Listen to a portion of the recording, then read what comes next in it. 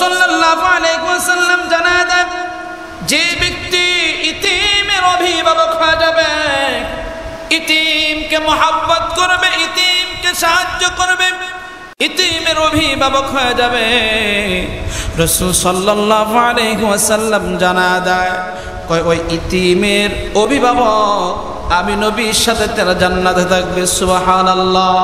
নবী আলাইহিস সালাতু ওয়াস সালাম সাহাবা আজমাইন রাদিয়াল্লাহু তাআলা আনহুমদেরকে বলেন, ওগো সাহাবারা, আমার আঙ্গুলে দিয়ে তোমরা তাকাও, শাহাদাত এবং এই যে মাঝখানের আঙ্গুলটা দিয়ে তাকাও, এই যে তাকায় না, এই আঙ্গুলের মধ্যে যেমন কোনো ফাঁকা নাই, ফাঁকা নাই। ইতিমের অভিভাবক যারা হইবে, ইতিমকে যারা ভালোবাসবে, ইতিমকে খরচ দিবে, ইতিমকে মহব্বত করবে, আমি নবী বললাম ওই ইতিমের অভিভাবক আমার সাথে এই আঙ্গুলের ন্যায় আমার সাথে জান্নাতে থাকবে। ফাযালিকাল্লাযী ইয়াদুল ইয়াতীম ওয়া লা ইয়াহুদ্দু আলা তাআমিল মিসকিন فويل للمصلين الذين هم عن صلاتهم ساهون الذين هم يراءون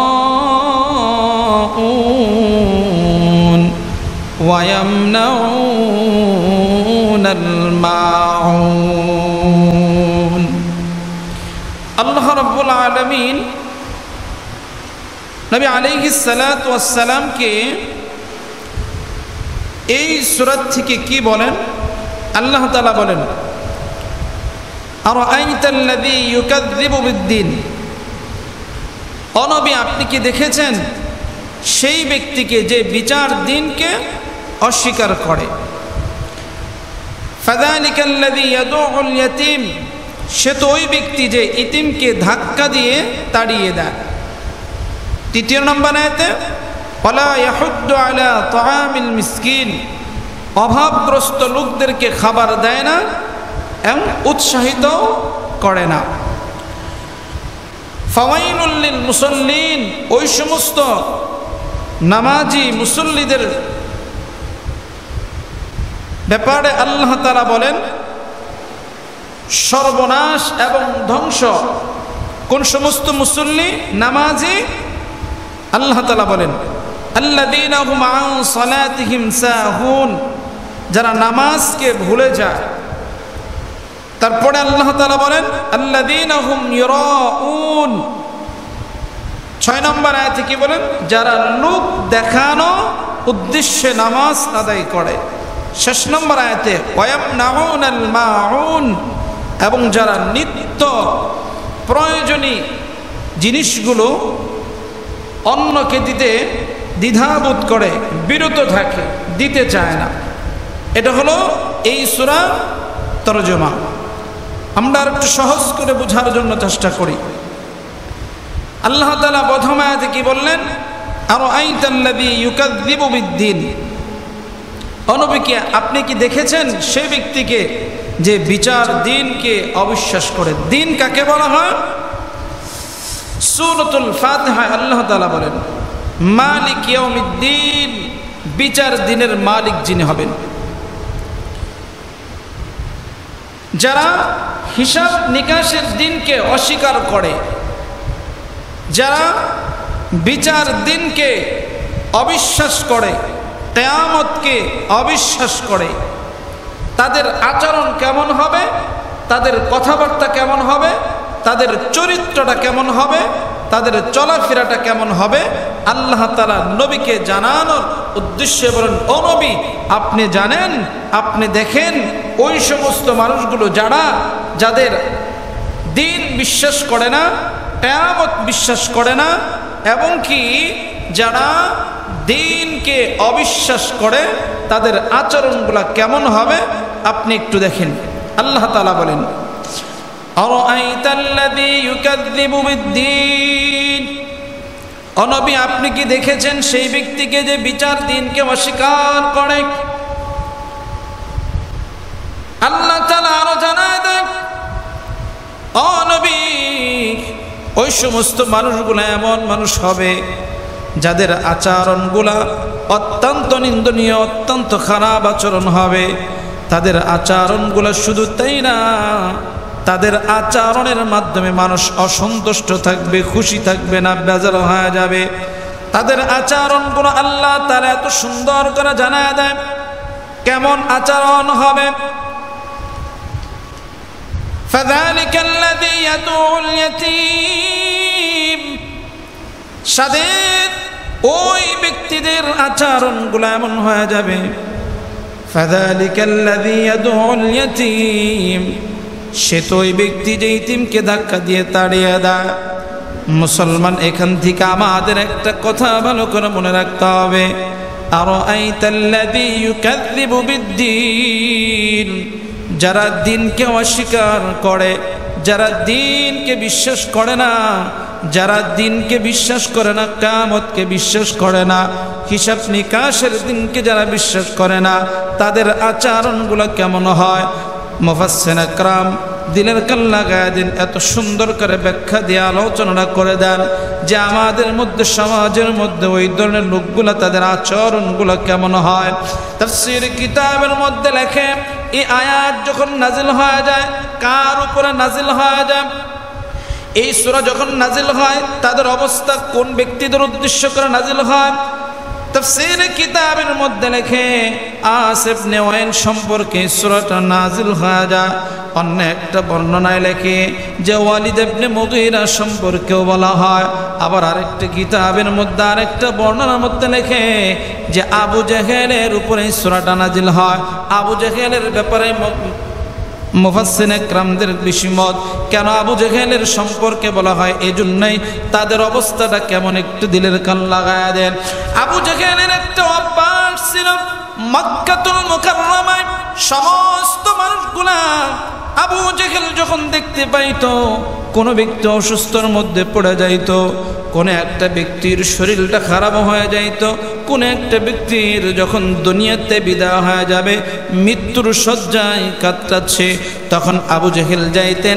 আবু জেহেল গিয়া তাদের পাশে দাঁড়াইতেন, ওই লোকটাকে দাঁড়ায় দাঁড়ায় বলতেন, ওগো ভাই, আপনি দুনিয়াতে বিদায় হয়ে যাবেন, তাহলে আপনার কাছে একটা কথা, আপনার যত অর্থ সম্পত্তি আছে, আপনার ছেলে মেয়েগুলা আছে, আমি সবগুলার দায়িত্ব নিলাম, আপনি সকলের দায়িত্বগুলো আমাকে দেয়া দেন, আমি সকলের জিম্মাদারি আমি আদায় করে নিব। তাফসীর কিতাবের মধ্যে লেখে ওই ব্যক্তি সমস্ত আসবাবপত্র এবং সমস্ত টাকা পয়সা, ধন সম্পত্তি, সহায় সম্পত্তি সবগুলো আবু জেহেলের নামে লিখিত দেওয়া হয় এবং তাকে উদ্দেশ্য করে বলা হয়, আপনি যেহেতু বলেছেন যান যান, আপনাকে আমি সব অর্থ সম্পত্তি দিয়ে গেলাম, আপনি আমার সম্পত্তিগুলো হেফাজত করবেন এবং আমার সন্তানদেরকে আপনি লালন পালন করবেন। এভাবে আবু জেহেল মানুষের কাছে কাছে গিয়ে এভাবে অর্থ সম্পত্তি আত্মসাৎ করত, ইতিমের মালগুলা ভক্ষণ করে খাইত।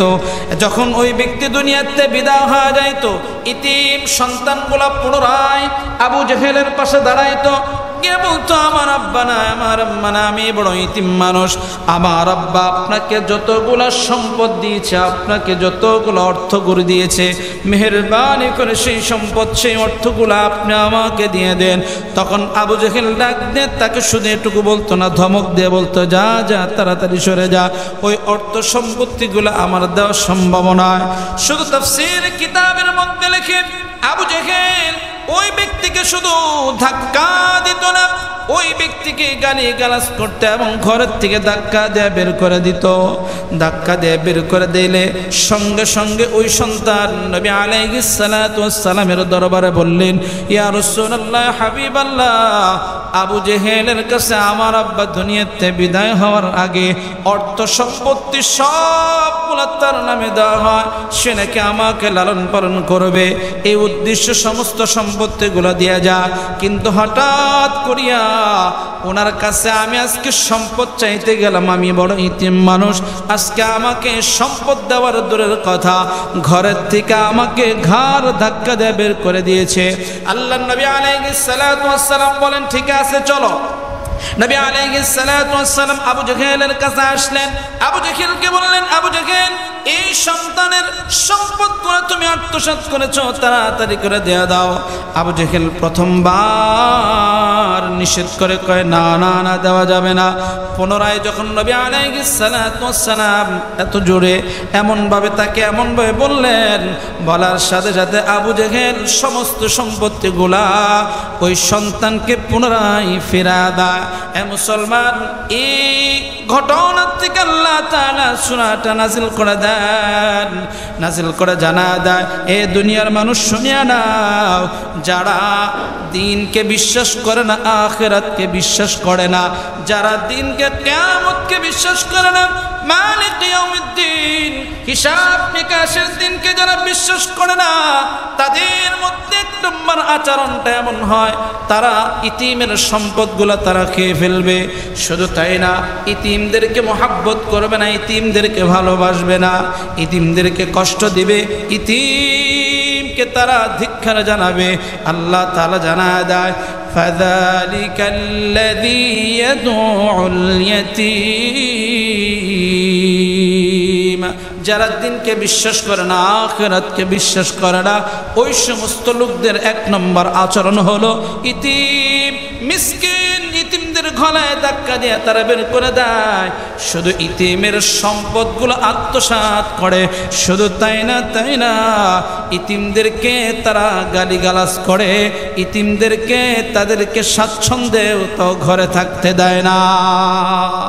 আমাদের সমাজের মধ্যে এই আয়াতের ব্যাখ্যা এটাই প্রমাণ করে, বহু মানুষ এমন আছে যে নিজের ভাইয়ের সন্তান, ভাই চলে গেছে, দেখা যায় ওই সন্তানের সমস্ত আসবাবপত্র এবং সহায় সম্পত্তিগুলা চাচা অথবা জ্যাঠা এগুলা বক্ষণ করে ভাতিজা বাস্তি এদেরকে পূর্ণতার সাথে অর্থ সম্পত্তি দেয় না, বরঞ্চ তাদেরকে গাফিল করে দেন।